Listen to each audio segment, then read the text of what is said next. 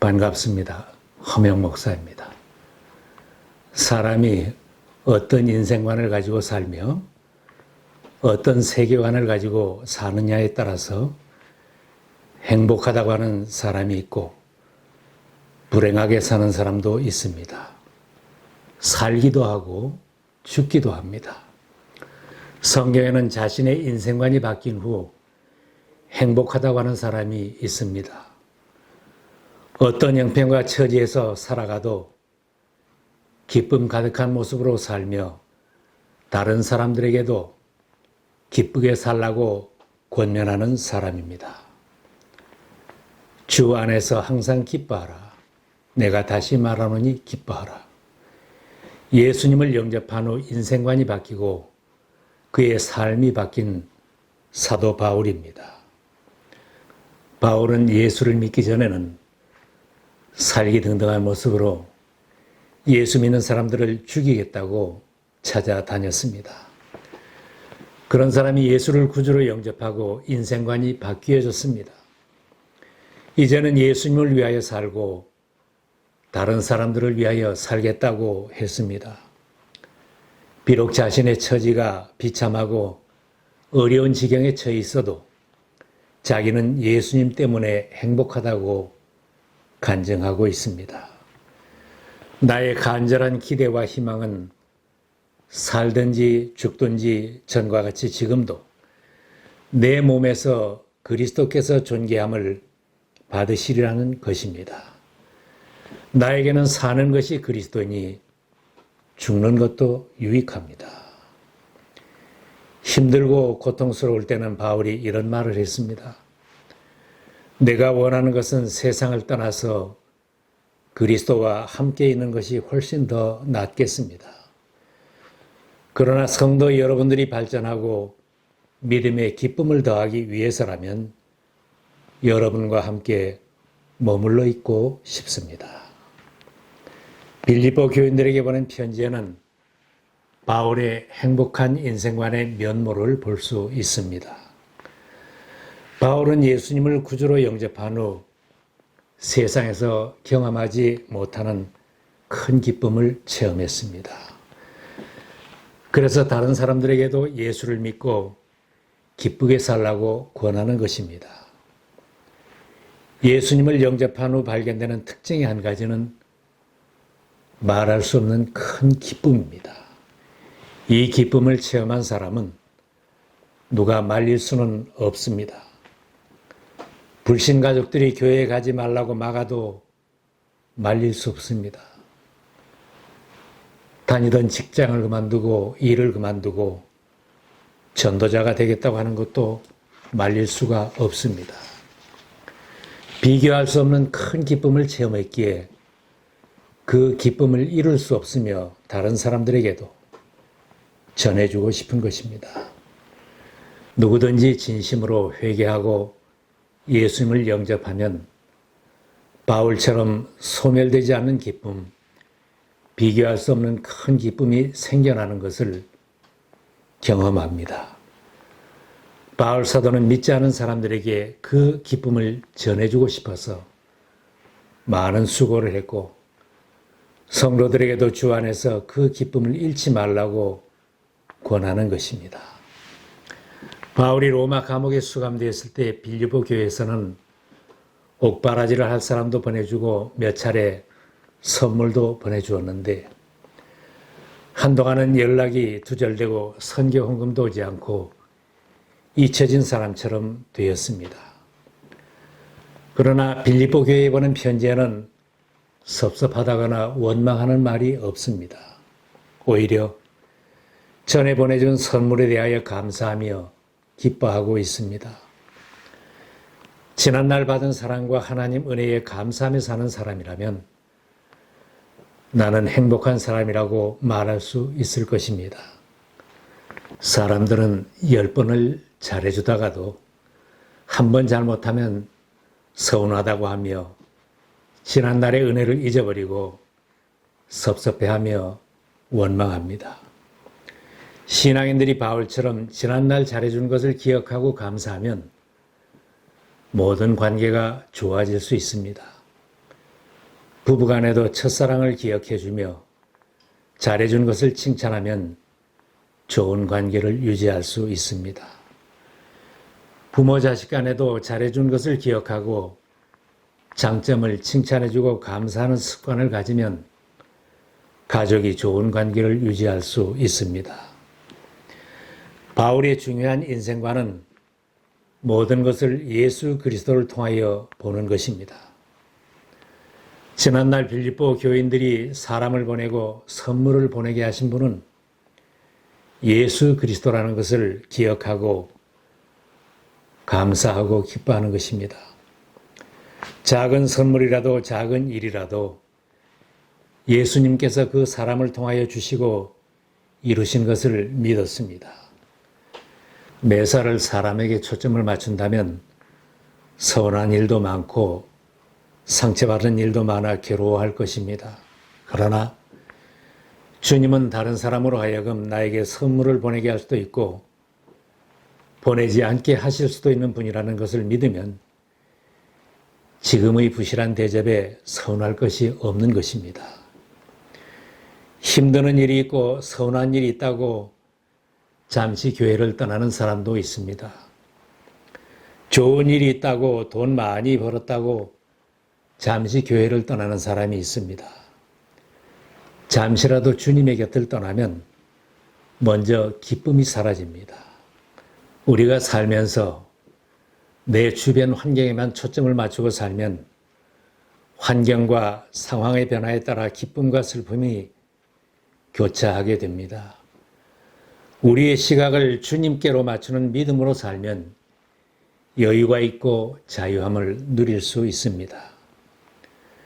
내 인생을 예수님에게 맡기는 사람은 근심에서 해방될 수 있습니다. 바울은 좋은 생각을 하면 평강의 하나님이 함께해 주신다고 기뻐하는 삶을 가르칩니다.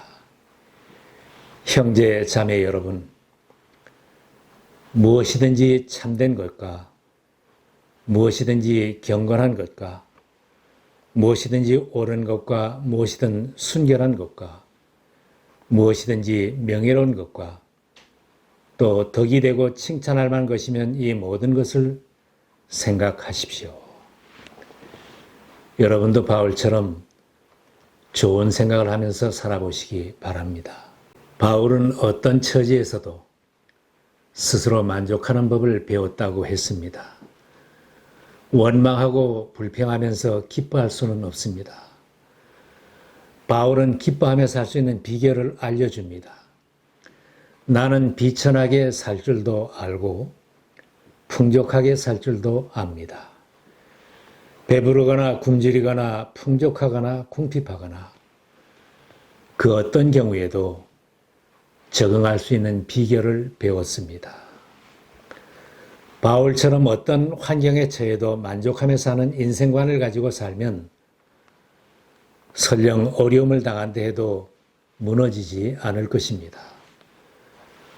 뿐만 아니라 이런 사람은 바울의 말처럼 삶에 자신감도 가지게 됩니다.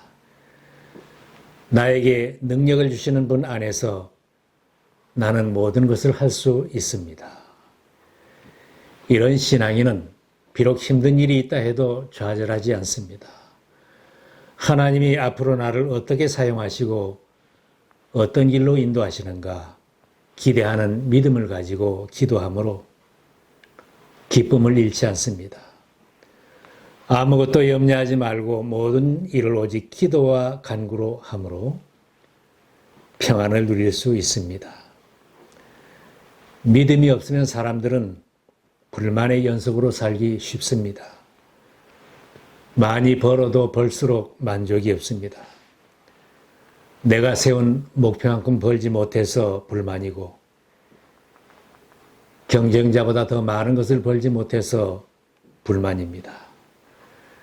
날마다 풍성한 식탁을 받아도 더 맛있는 음식이 없다고 불평할 수 있습니다.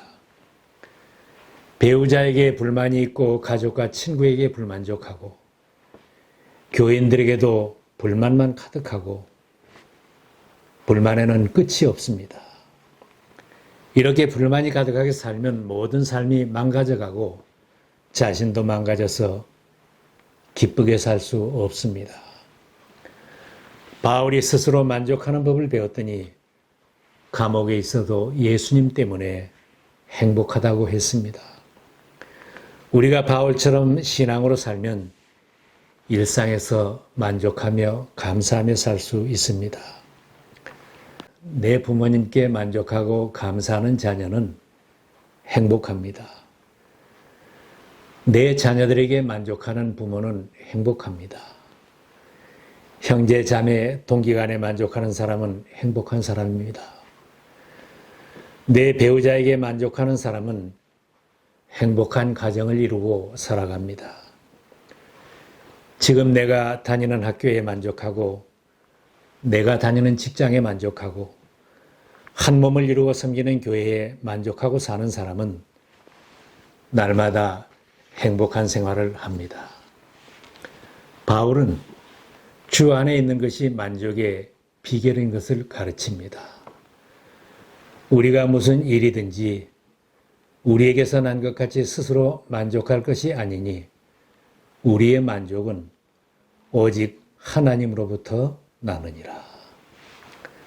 자신이 세상에 온 것과 만족하며 사는 것은 하나님의 선물임을 깨달은 바울입니다. 모든 인생들에게 참 만족을 주시고 힘의 근원이 되시는 주님과 동행하는 신앙인은 참 만족을 누리며 살아갈 수 있습니다. 바울은 언제나 감사하는 생활로 기쁨을 잃지 않았습니다. 말세에는 사람들이 감사할 줄 모른다고 했습니다. 원망하고 불평하고 남을 비난하는 순간은 행복할 수 없습니다. 자기의 마음이 먼저 상하고 기쁨이 사라지게 됩니다. 신앙으로 살고 하나님께 받은 은혜를 헤아리며 살면 감사하게 되고 기쁘게 살 수 있습니다. 바울은 물질로 도우며 고난에 참여한 빌립보 교인들에게 감사하며 기뻐했습니다. 감사하니 자신이 기쁜 것입니다. 생활 속에 감사할 조건을 찾고 기도를 해도 감사할 조건을 찾아 기도하는 사람은 기도 중에도 기쁨이 있습니다. 감사로 시작한 기도에 설령 기도의 응답이 늦어도 낙심하지 않습니다. 바울이 그렇게 살았던 사람이기에 모든 일에 감사하며 살라고 권하는 것입니다. 모든 일에 감사하십시오. 이것이 그리스도 예수 안에서 여러분에게 바라시는 하나님의 뜻입니다. 누군가 이런 말을 했습니다. 우리가 가장 배우기 힘든 산수 공부는 우리가 받은 축복을 세어보는 것이다. 받은 은혜와 받은 복을 세어보면 감사하고 행복할 터인데 도무지 받은 복을 셀 줄 모르고 감사할 줄 모르고 살기에 불만이 가득하고 나는 불행한 사람이라고 탄식을 하는 것입니다.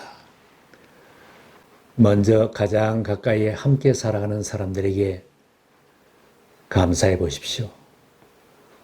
또 날마다 하나님께 받은 은혜에 감사해 보십시오. 하나님께 받은 복을 헤아려 보면서 감사하며 살 수 있는 길은 신앙입니다.